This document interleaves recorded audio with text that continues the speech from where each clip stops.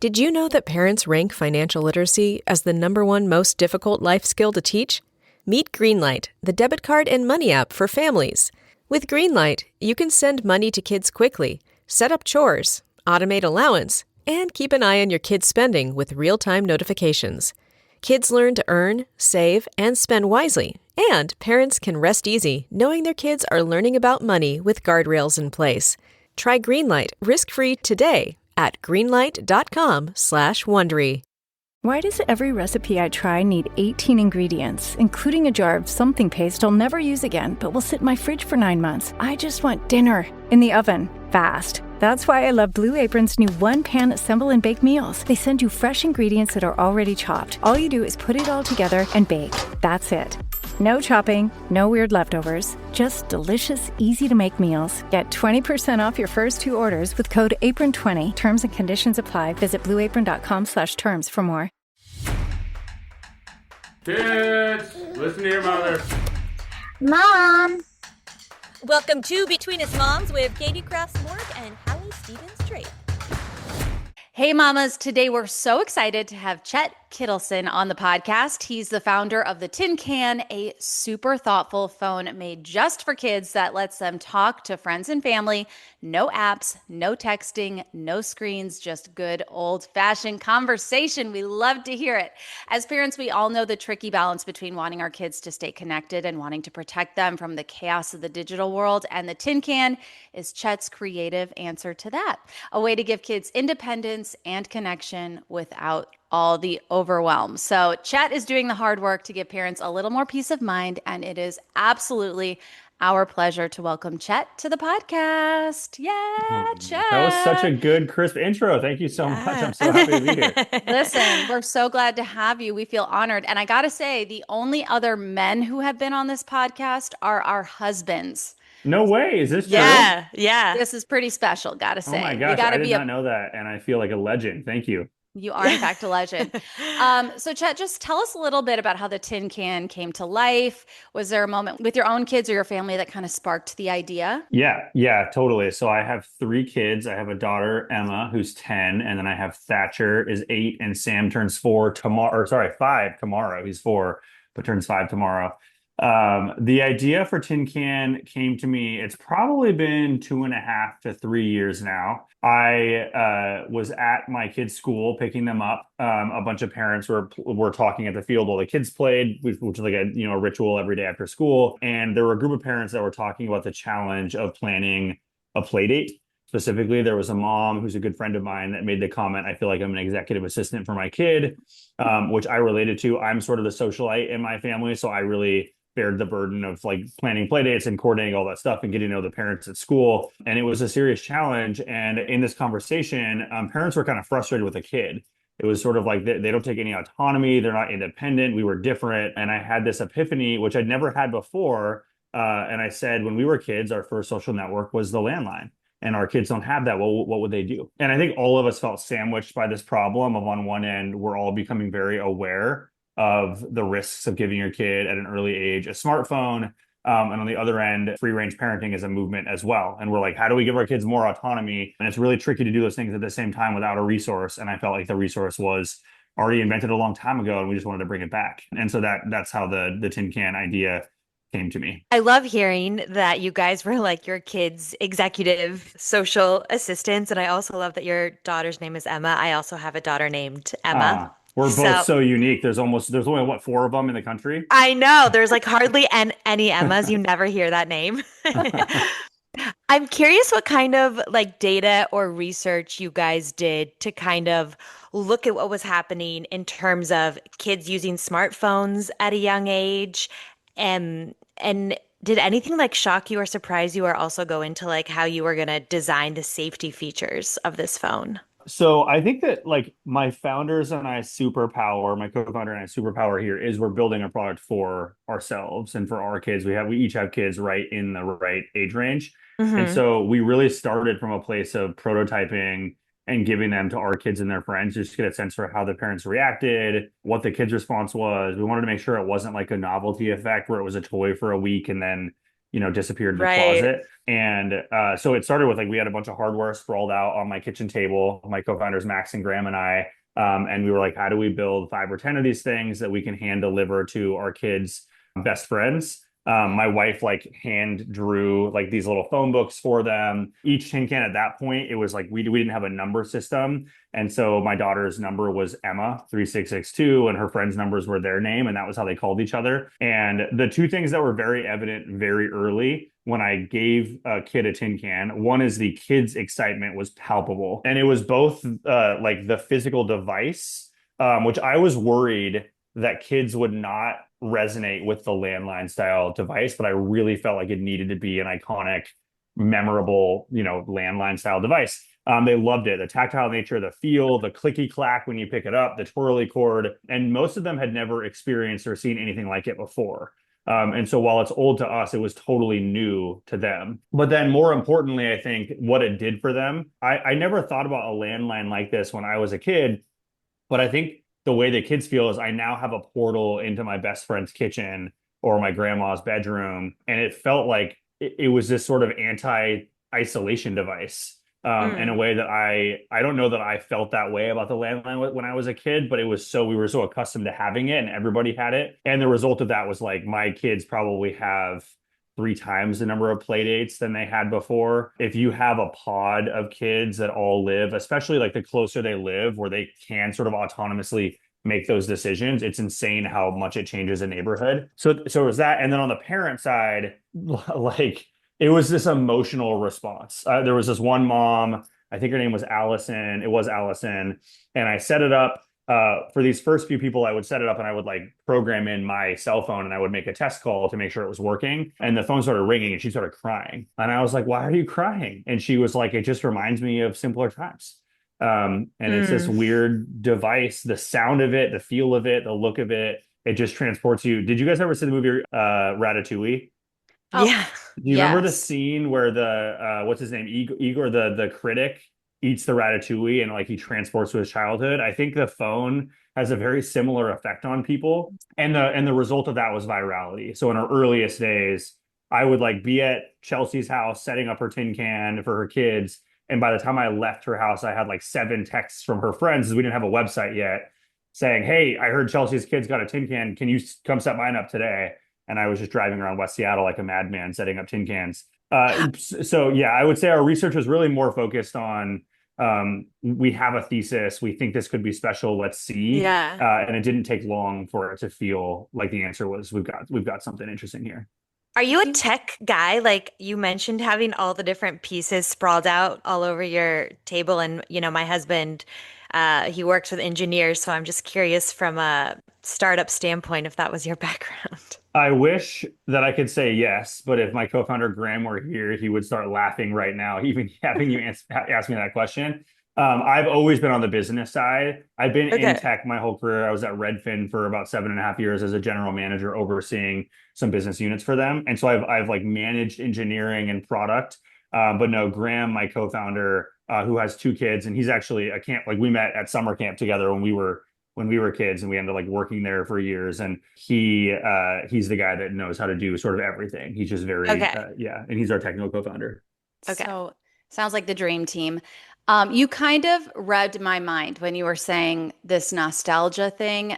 I just want to applaud you because the overall packaging of it is so perfect because parents our age, like I literally had a tin can phone to my neighbor's house. When I saw this on, I think it came up on my Instagram, I immediately sent it to my childhood neighbor and was like, look at this. Like, we Yeah. have to get this because the nostalgia is so real. I think of like, what was it? Three Ninjas, like Rocky loves Emily. Do you guys remember Emily, that? Rocky. Oh, yeah, I totally remember that. Exactly. Like that Yeah. nostalgia. It's just the whole thing is just so great. But I think we even kind of jumped ahead a little bit for anyone who isn't really familiar with your product in like mom terms. What does a day actually look like with the tin can in your family? Because you have all these great features. Yeah, so that's a good point. Let me back up and just tell people tactically what a tin can is.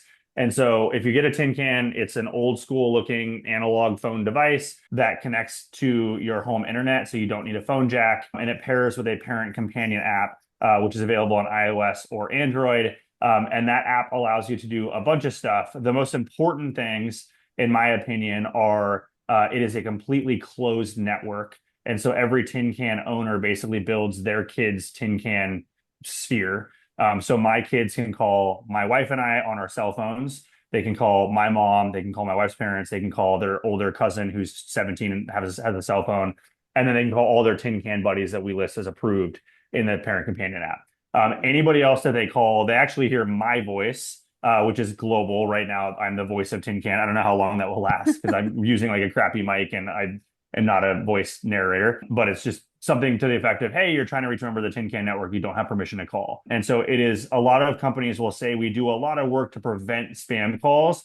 And it's this game of cat and mouse where they're trying to predict whether or not a call is spam. In our case, it is not a part of the telephone network. It is a private line. And then if you have a specific number, we're then basically like manually saying, yes, this number can get through on this line. So that's one. Two is, yeah, we have what we call shh time or quiet hours. It can be toggled like the iPhone's do not disturb mode, where if you're about to sit down for dinner or your kid's in trouble, you can literally click do not disturb on, set it for an hour. And if anyone calls in or your kid tries to call out during that time, they would hear my voice with a voice recording appropriate to that message. And then there's also a schedule. You can have it always online. You can have it online for set hours, 7 days a week. So every day from 8 a.m. to 8 p.m. Or you can have a flexible schedule where every day you like, if you're, Fridays, they can talk till 10 p.m., but on Mondays, they're done by 7. You can set it that way. And I think those are the core. You can view call logs. There's a few other things. So that's like the core functionality. And the goal of the app, by the way, is not for a parent to use it. The goal is for it to be something you set up once. When your kid gets a new friend that gets a tin can, you go in there and add them. Or if you forgot that you didn't add grandpa. But our perfect world is that you're in there a handful of times. It's not supposed to be an app that you're like hooked on. So I just want to clarify, if your kid has a tin can and they want to call grandma or grandpa, the grandma or grandpa, they do not need a tin can to get Correct. through, which I think is like so cool. Yeah, that's right. Yeah. So we have, and I should clarify too, we have 2 plans. One of them we call the can to can plan. That is completely free. There's no subscription required. And that is just the ability to talk to other tin cans. And so for that one, you could get grandma, and some people have done this. You could get grandma a tin can, and now they had talked through their tin can, or you just wouldn't be able to call grandma from the tin can. And that one, we view that as like it's a walkie-talkie from one room to another, but you don't have to deal with batteries, and it's always on and rings. Whereas if you try to do the walkie-talkies with your kids, it's impossible. I tried. And then we have what we call the party line plan, which is $10 a month or $100 a year. And that is the one where you get a full local 10-digit number that you select as a part of onboarding. And you can now add as many sort of cell phones or landline phone numbers as you want as a part of that approved network. Gosh, Okay. so smart. It is. I'm curious how you, as a dad to 3, handle screen time and technology at home. Like, what are your rules? This has evolved so much since I started this business. I think Lindsay and I, my wife, were always moderate. Our kids were never like they've never owned a tablet. They don't have cell phones. They also do screen time. Like I'd say if we were going on a road trip, we would let them watch 3 movies. If we were on the airplane, we'd hand them our cell phones. A lot of that has adjusted. I think mostly because I'm just so in this world now that I've become much more aware. And maybe there's also a sense of like, I'd almost feel like a hypocrite if I'm building this company and letting my kids, but I think for me, all good things in moderation. I'm not a Luddite. I want my kids to be aware of how tech works. I don't want them to be sheltered where like all their friends watch a show and they can't watch it. I watched TV growing up. I think I'm fine. And so for us, it's just about like setting clear, consistent boundaries. So we used to do screen time every morning before school. And that was because my wife and I were like, cool, we can shower, they can be zombies. We now only do screen time Saturdays and Sundays in the morning. And that was an adjustment we made post Tin Can. It worked great. We thought it was going to be hard. They're fine. They have more time to get ready. It's honestly a less stressful morning. Most parents, I think, would agree that when your kids watch the screen for a half hour, an hour, they're usually kind of grumpy afterwards. And so for us, I think having a tight morning before they go to school, it's actually very helpful to not have it. But before we thought it was fine. And then maybe the biggest adjustment is when we're on road trips, I try very hard to either do no screen or limit it to one movie. And the message to that I would send to any parent, but that I also send to my kids is you want to teach your kid how to be bored. And it might be Yeah. hard up front, but at some point they're going to be good at it just like we were, not because our parents were good, but because there was no other option. There wasn't a thing to put in the car. And my kids adjusted very quickly. We go to Spokane. It's like a five hour drive from Seattle where my wife's parents live. And they were conditioned to 3 movies per road trip for years. Now we do zero or maybe one, and it's fine. They read books, they look out the window, we play the license plate game. It just takes a little bit of patience up front because we've like got them addicted to something. We have to basically break that habit. Yeah. You really are bringing us back to our childhood. I remember road trips. We would play like the I Spy game.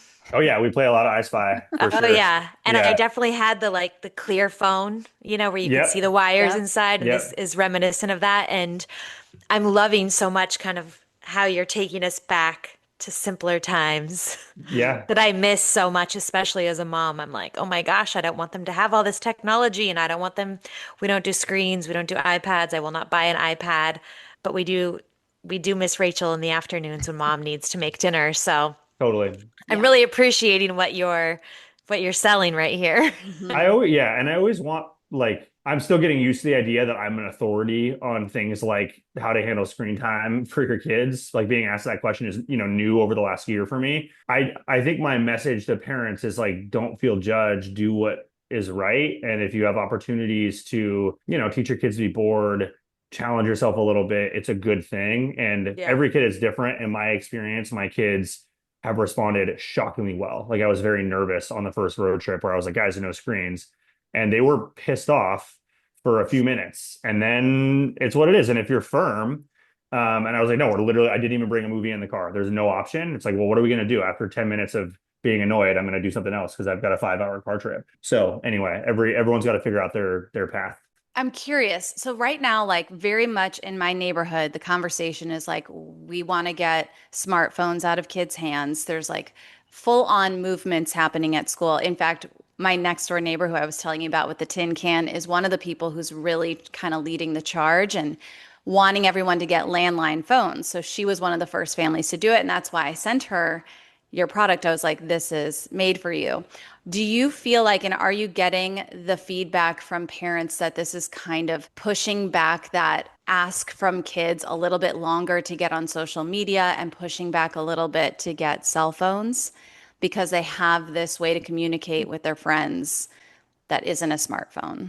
Yeah, I mean, 1,000%, like undeniably true statement. I think we just got a review a couple of days ago from a parent. We've had a bunch of them, but I'm just remembering from a couple of days ago, a parent who said her kid made the comment, "I don't need a cell phone anymore," and that kid was like pressuring the parent in this review to get a cell phone. I've experienced that with my oldest, who's 10. Even if one of her friends gets a cell phone, it's no longer this break where we're like, well, shoot, now what do we do? Because I'm just like, hey, just get her cell phone number. I'll put it into the app and you guys can still call each other. Mm-hmm. And I'm fine with that. Parents have to make their decisions. I think Tin Can was designed, like me and my co-founders designed it with the idea that this should be an alternative for a kid who's at cell phone age, but doesn't necessarily need a cell phone yet, which in my opinion is much later than the average age in the US. I think I align with Jonathan Haidt on that. And so for like a 5 or a 6 or 7 year old, which we have plenty of on the Tin Can network, it's awesome because they wouldn't even have considered getting them a cell phone yet. And now they have a really important way to connect with their family. And that's amazing. But for like the 11 or 12 or 13-year-old, if you talk to parents about why they get a cell phone, it's almost always, I don't want them to be isolated. I want them to connect with their friends. You can do that with a Tin Can.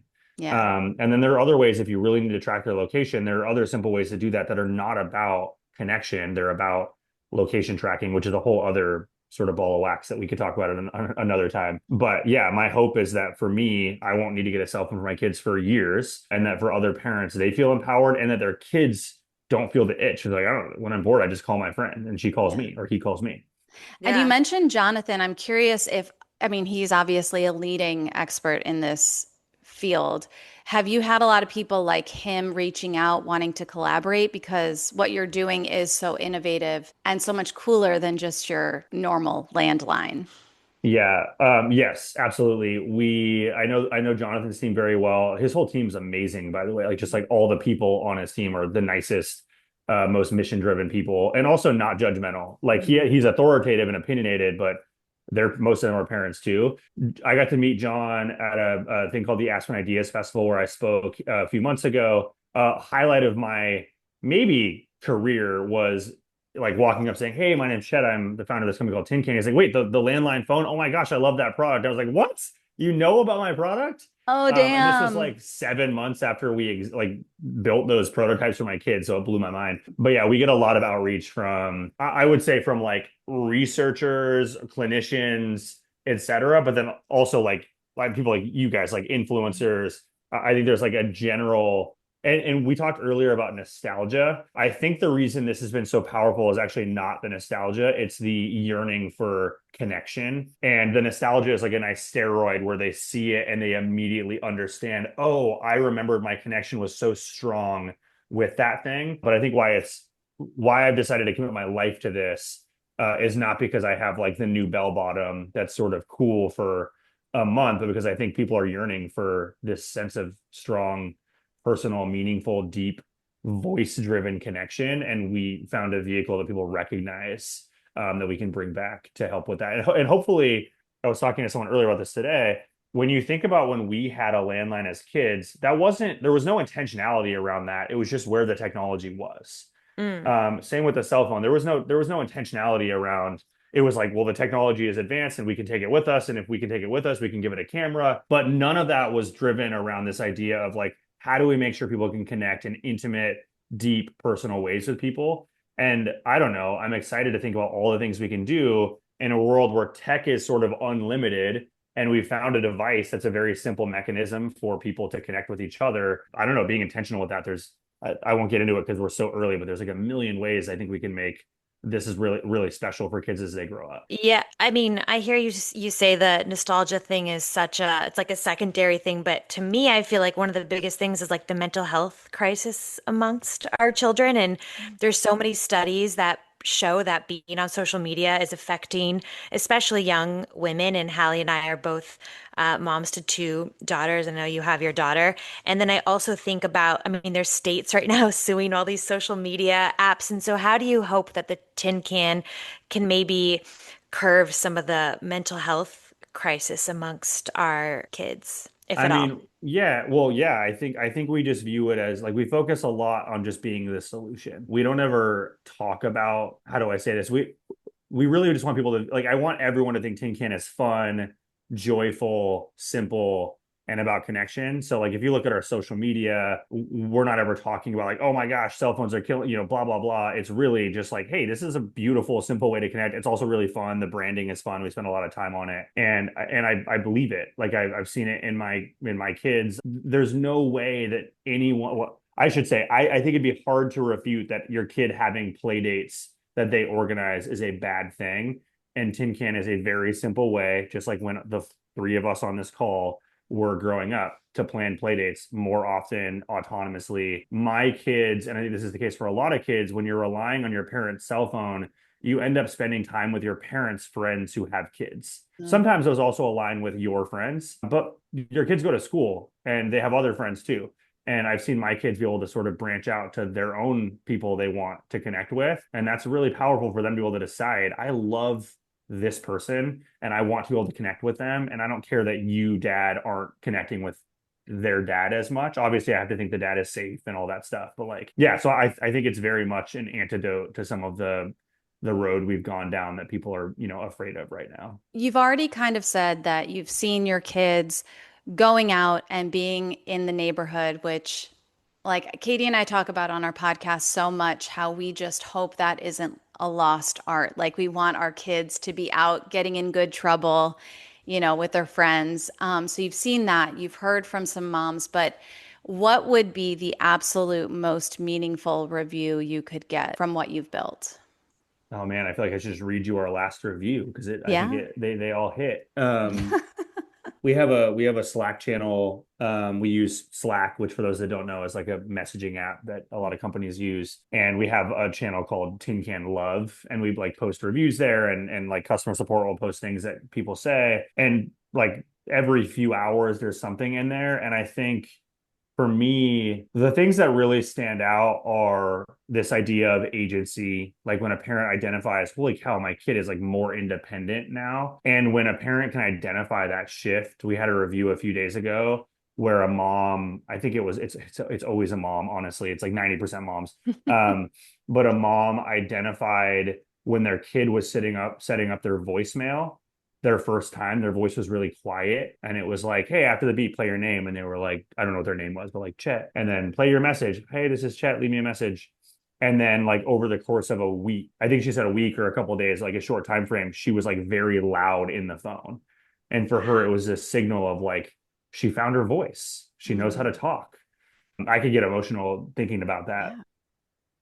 Yeah, the idea that we provide kids with a tool that helps them find their voice, and that a parent can identify that, and then it enables them to use their voice in ways, whether it's ordering pizza, which a lot of kids would not be confident to do this generation, or having the courage to call a friend and have a parent on the other line and say, hey, can I talk tomorrow? I want to see if she can come over and play. That's like pretty beautiful. Hard not to spend your life on that. Ooh, unexpected. I didn't think that that was going to be your answer. That really almost got me. It got me weepy. Yeah. I actually I teared up a little too. What did you Yeah. expect my answer to be?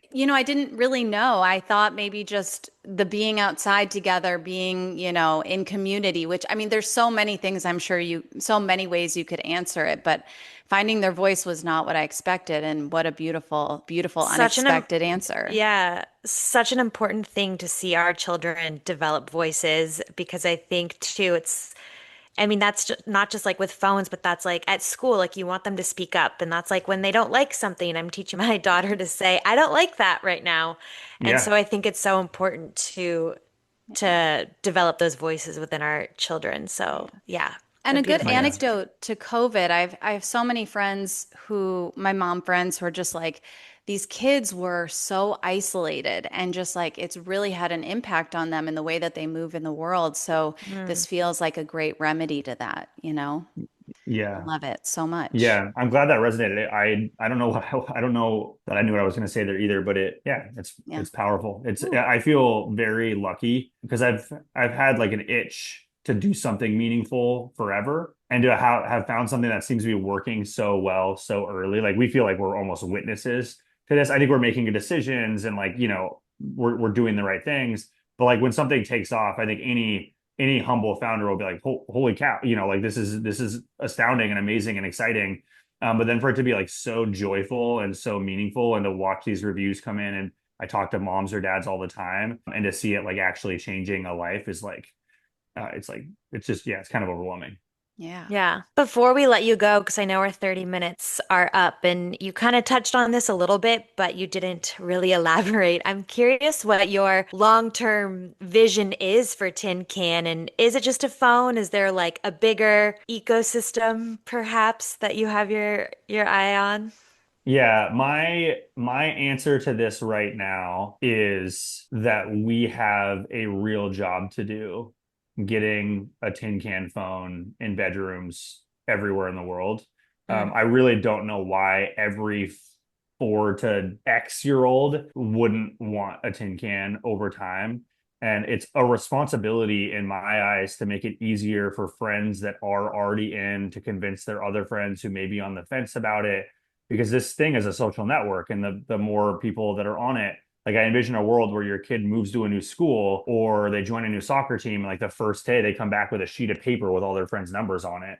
And you're like, wow, I don't have to do anything. You have your friends' numbers. Like, yeah, you should call them.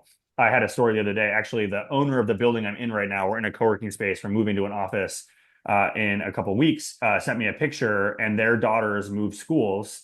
And this happened, and it blew my mind. But the picture it was 2 girls, and it had their numbers on it. I don't know these girls. I don't know the school. And then the school put Tin Can in the directory. There was like a Tin Can line, and he sent it to me. And I was like, oh my God, I can't believe people are doing this on their own. That's in Seattle. And we want that to be global. Like imagine anywhere in the world your kid goes, they can like, get a Tin Can number and call each other for free.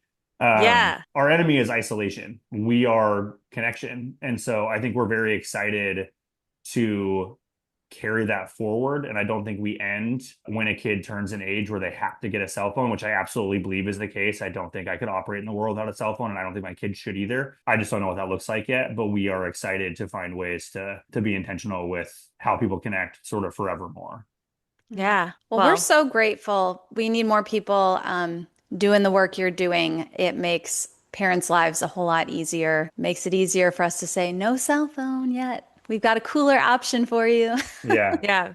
It's been a real pleasure chatting. Thank you so much for your time. Thank you guys for having me. This is super. Yeah. And I genuinely am so honored that I'm the first non-husband to be on your podcast. That's amazing. Yes. We're going to have to, we'll tell Andrew and Jason. They'll have to listen to this episode now too. I know. Amazing. Thanks for hanging out with us on Between Us Moms. Don't forget to follow us for more mom life conversations and content, and subscribe to our newsletter so you don't miss a thing. And if you liked this episode, send it to a mom friend. You know she'll get it too. See you next time. Tonight's meal, tilapia surprise with boiled cabbage. Begin cooking steps 1 through 50 now. Are you kidding me? Making dinner shouldn't feel like doing a 1,000-piece puzzle. With Blue Apron's new one-pan assemble and bake meals, the hard part's already done. Pre-chopped ingredients, zero stress. Just assemble, bake, and enjoy. No complicated steps, no mountain of dishes. Try Assemble and Bake today. Get 20% off your first 2 orders with code APRON20. Terms and conditions apply. Visit blueapron.com/terms for more.